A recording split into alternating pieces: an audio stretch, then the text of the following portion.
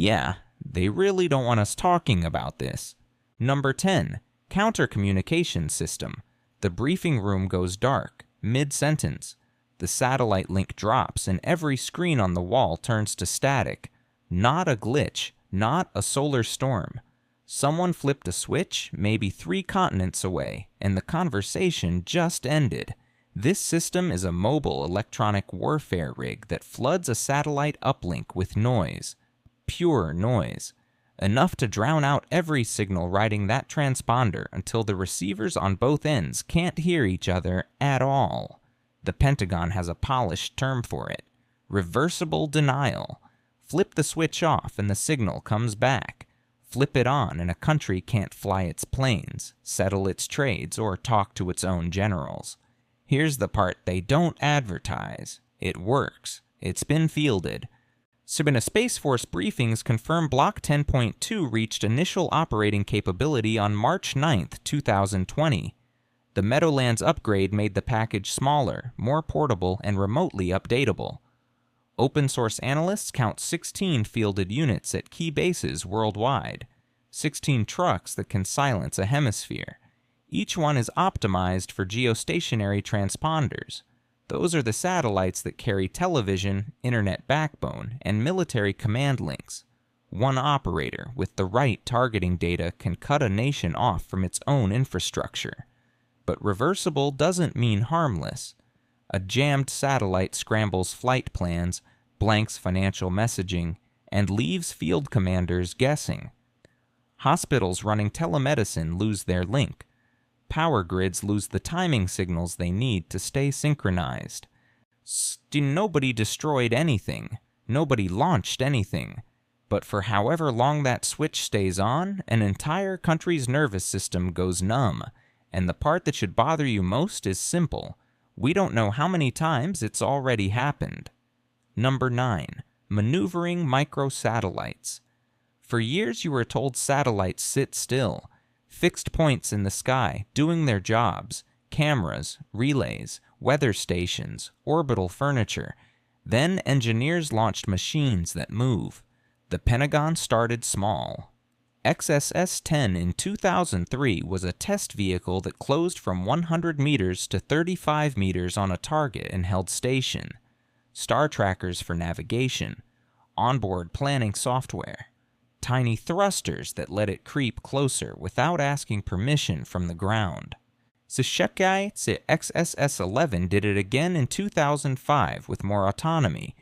Angels repeated the trick in geosynchronous orbit, where the most valuable military and commercial birds live. GSSAP, the workhorse program, has been logging close approaches up there since 2014. Open source trackers have documented dozens of approaches by satellites whose mission files are suspiciously thin. Now, the official story is straightforward. These vehicles inspect, they service, they clear debris. And sure, maybe some of them actually do that, but the hardware doesn't care about the mission statement. A satellite that can dock for refueling can also dock for disabling. A vehicle that can nudge debris out of the way can nudge an enemy comms bird into a useless orbit. Same thrusters, same software, same approach profile. Just a different intention loaded into the guidance computer. And intention is the one thing you can't see on a tracking screen.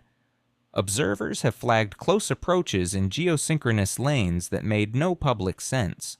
No repair request, no scheduled service call. Just a small American vehicle sliding up to a satellite and sitting there for hours. What it did during those hours, and what it was capable of doing, lives behind a classification wall that most of Congress hasn't looked behind either. The gap between what's been demonstrated and what's been admitted is wide enough to park a fleet of microsatellites in. Number 8. Directed energy weapons. A flash, not from the sun. From below, and the satellite's camera goes white. That's a dazzler. So it overwhelms optics with focused light until the sensor can't register anything at all. At low power, you've temporarily blinded a billion-dollar camera. At high power, you've melted the detector and the satellite is permanently finished. The United States has been chasing this technology since before most of this audience was worried about retirement accounts. The Starfire optical range in New Mexico worked on adaptive optics and laser propagation for decades. In 1997, a miracle laser test aimed a powerful beam toward orbit, and the reaction was immediate. The program got yanked into the spotlight.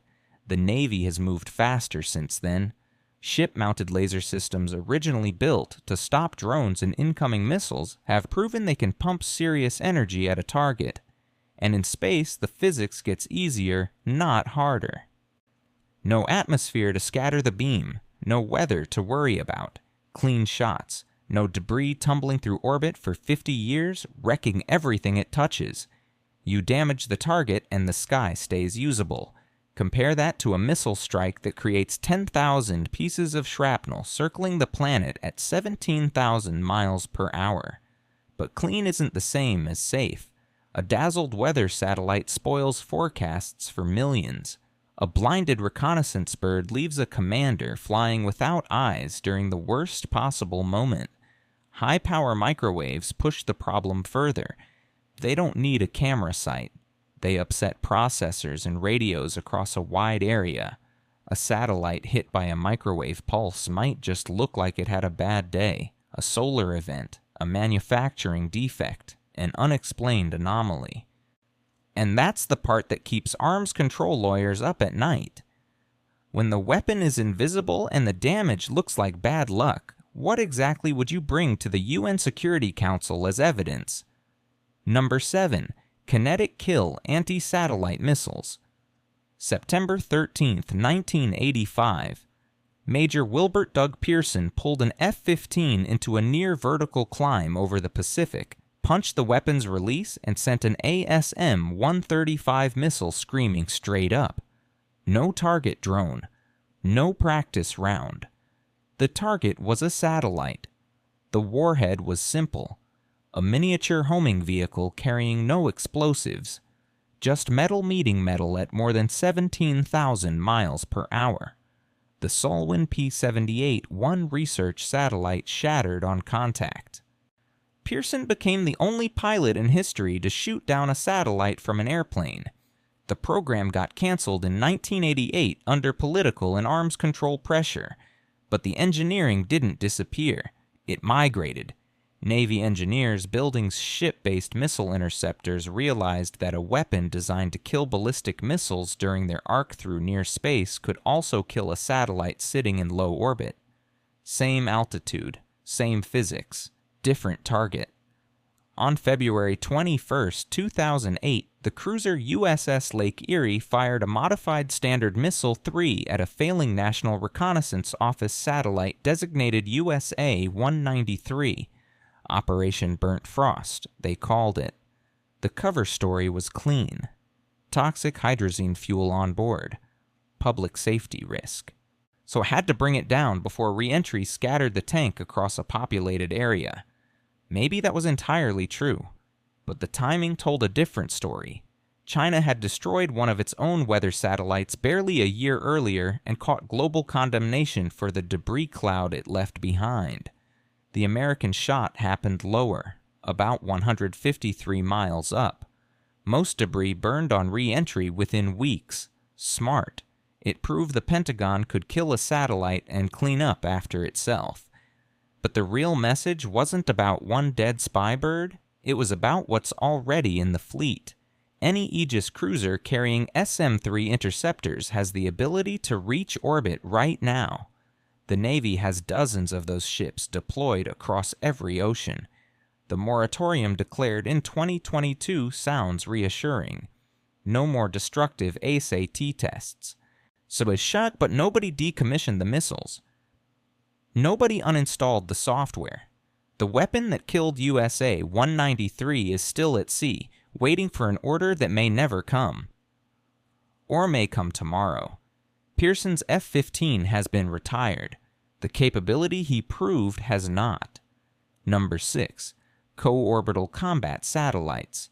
A dot on a tracking screen drifts close to a much larger satellite. Then a second dot separates from the first and moves off on its own. Space watchers call it nesting doll behavior. It scares them more than almost anything else happening in orbit. In 2021, a Russian launch put a satellite near an American military bird. Then that satellite released something smaller.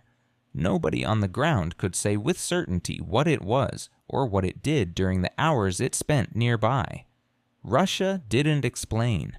So the United States didn't comment publicly for weeks. This kind of maneuver has been happening with increasing frequency in geosynchronous orbit. That's the belt at 22,000 miles where the most critical military and commercial satellites live. It's crowded, it's valuable, and there are almost no rules governing who can park next to whom. The technology isn't exotic. A co-orbital weapon rides the same physics as any regular satellite. Propulsion, sensors, guidance. Engineers build them for inspection and repair. The same hardware lets them shadow, jam, grapple, or collide. There's no mechanical distinction between a service call and an attack. Only intent separates the two. An intent doesn't show up on a radar plot. The United States runs its own proximity programs. GSSAP spacecraft have conducted dozens of close approach operations since 2014. Officially, they're for space domain awareness, tracking what the other side is doing. But tracking and acting use the same orbital toolkit. Industry has caught on fast. Startups pitch cheap, expendable craft built specifically for aggressive maneuvering. True Anomaly and others sell Jackal-style prototypes to defense buyers. The Outer Space Treaty bans weapons of mass destruction in orbit. It says absolutely nothing about a small conventional satellite that parks itself next to your billion-dollar communications relay during a crisis. Nobody needs to fire a missile. Nobody needs to launch anything new.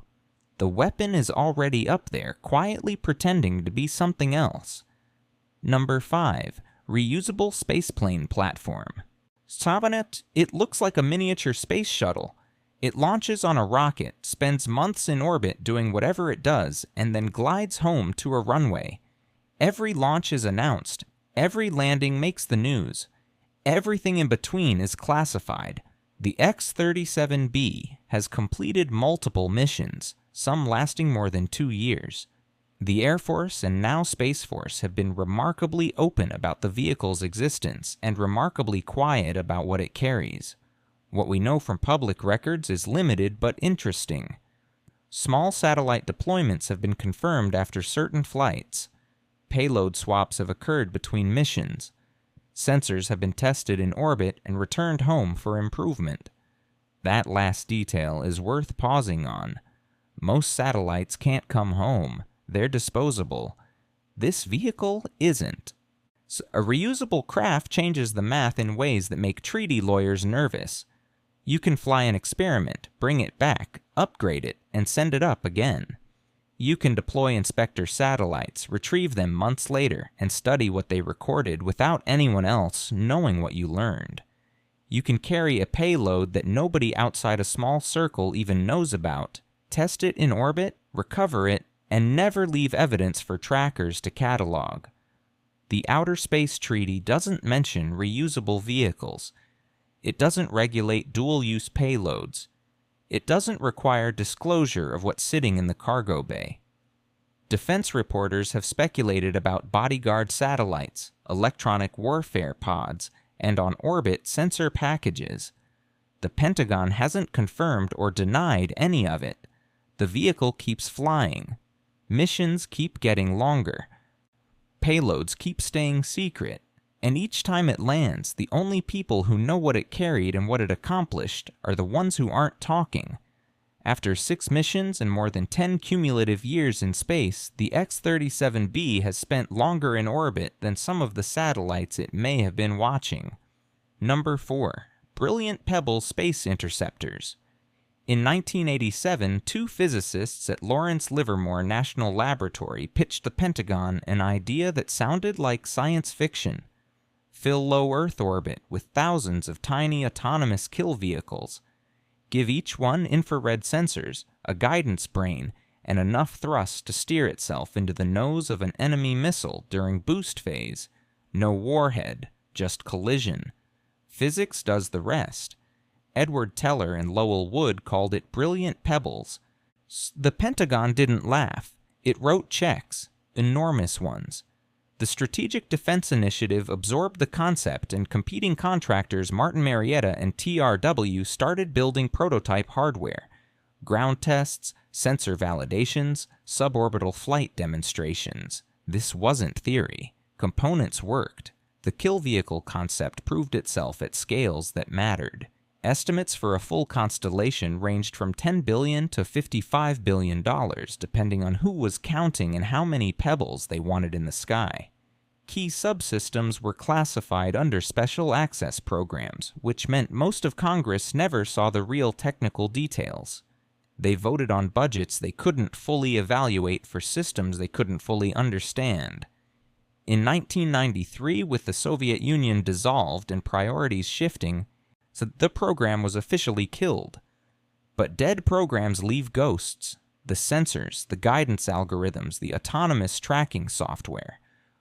All of it migrated directly into the ground and sea-based interceptors that protect American cities today. The engineers who built prototypes moved to other defense contractors. The classified test data sits in archives with restricted access and no expiration date. Every component of that original system has gotten smaller, cheaper, and smarter in the 3 decades since cancellation. The orbital mechanics haven't changed, the concept still works, and the production costs have dropped by orders of magnitude.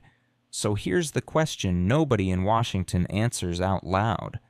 If the blueprints exist and the technology has only improved, so what exactly prevents a future administration from putting the pebbles back up without telling anyone?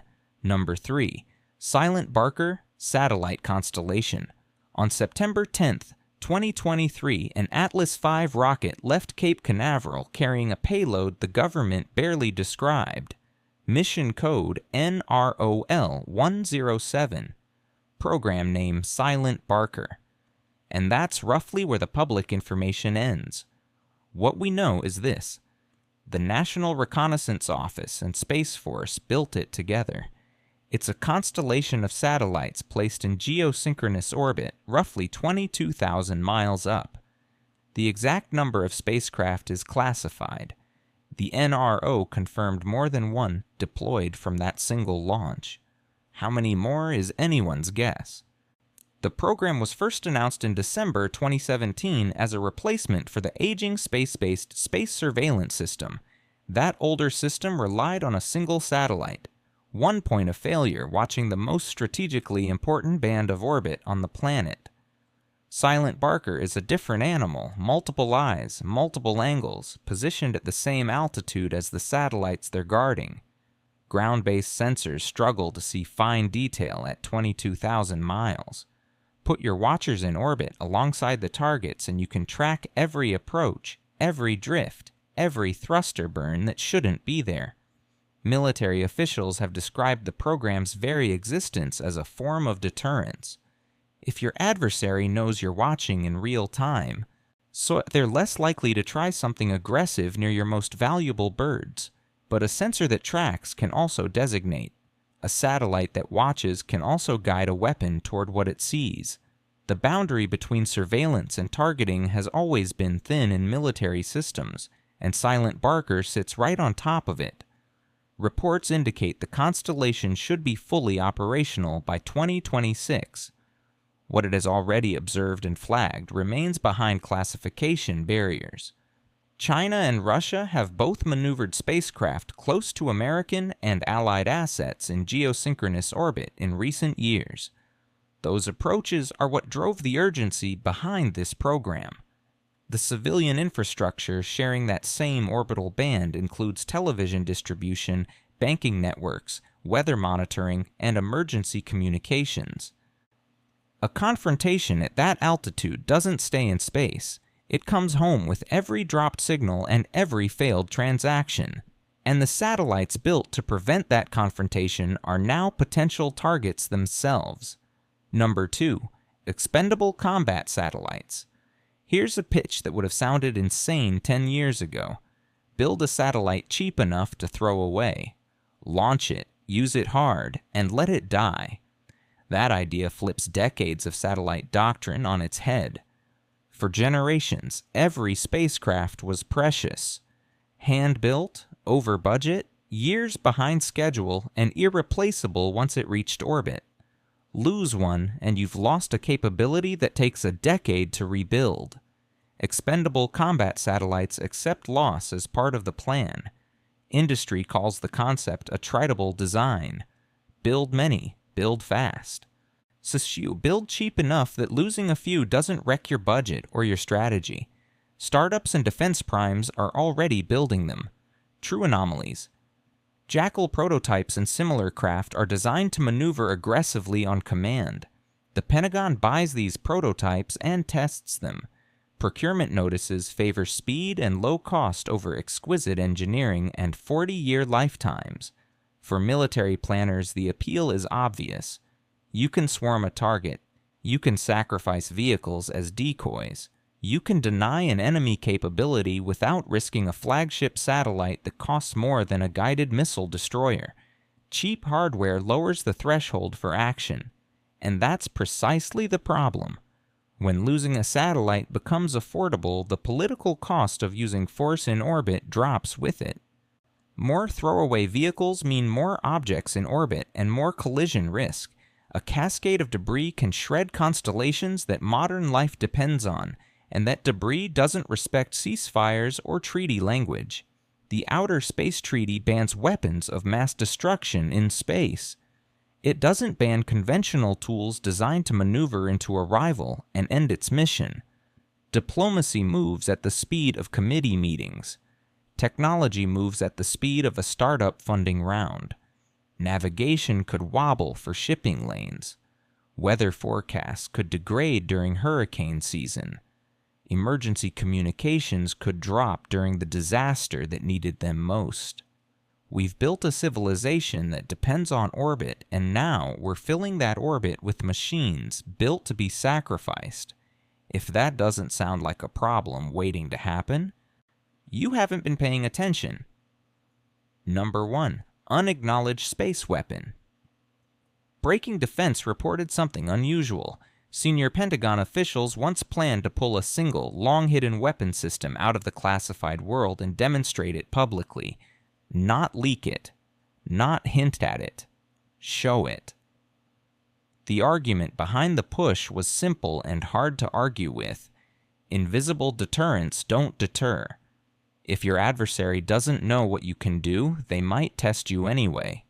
Secrecy protects capability, but it also undermines the entire point of having the capability in the first place. General John Hyten, then vice chairman of the Joint Chiefs, pushed publicly for lowering classification on certain space programs. Lawmakers and Space Force officers echoed the argument. Show enough to make rivals think twice. To keep enough hidden to maintain an edge. What could the system be? Official reporting and expert analysis pointed toward non-kinetic tools first, onboard jammers, dazzling lasers, agile bodyguard satellites loaded with reversible electronic payloads. All of those options fit the pattern of programs already publicly known and recently upgraded. But there's a second reading that's harder to dismiss. Revealing a black weapon isn't just transparency, it's a signal. It tells every rival nation where to focus their research and which countermeasures to build. Declassification is a strategic act dressed up as openness. A public reveal would do more than satisfy curiosity. Allies would scramble to understand the implications. Adversaries would race to mirror the capability or build counters. Industry would fast-track defenses and new designs overnight. Experts warn that lowering classification barriers without clear rules risks normalizing offensive tools in orbit. The space treaties were written before most of these technologies existed. Verification is nearly impossible when the weapons leave no wreckage and the effects look like equipment failure. And that brings us to the final problem. A single escalation in orbit could cut navigation, banking, weather data, or disaster relief for millions of ordinary people who never knew the fight was happening above their heads. If the sky becomes an arena for displays of force and invisible counter-moves, who writes the rules and how do the rest of us live under a battlefield we can't even see?